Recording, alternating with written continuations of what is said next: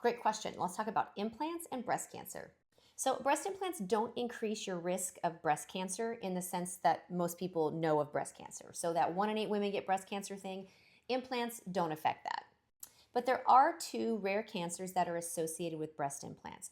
Both of them have BIA before them. So, we have BIA ALCL and BIA SCC. BIA ALCL is breast implant associated anaplastic large cell lymphoma, and SCC is breast implant associated squamous cell carcinoma.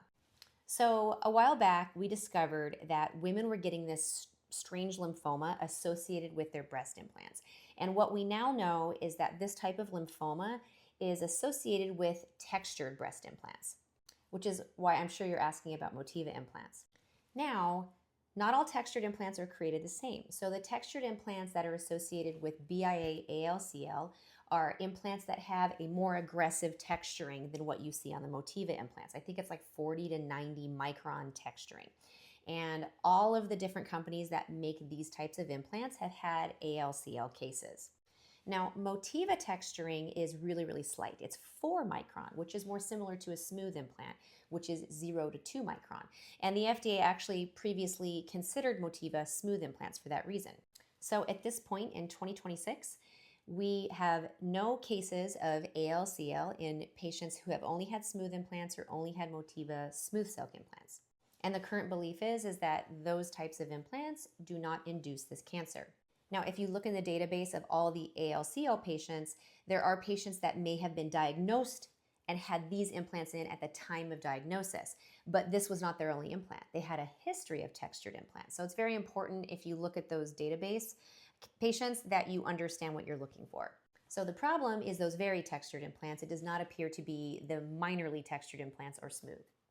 Now, the other type of cancer is BIA-SCC squamous cell carcinoma, and we know that chronic inflammation can lead to squamous cell carcinomas.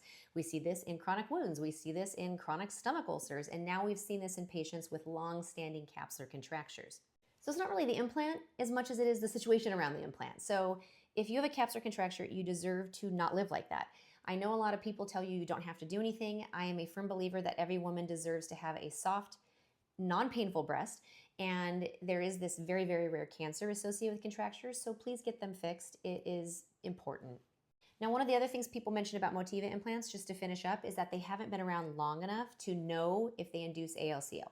Motiva implants have been on the market for 15 years. Just because we've only had them here in the US for a year doesn't mean they haven't been elsewhere.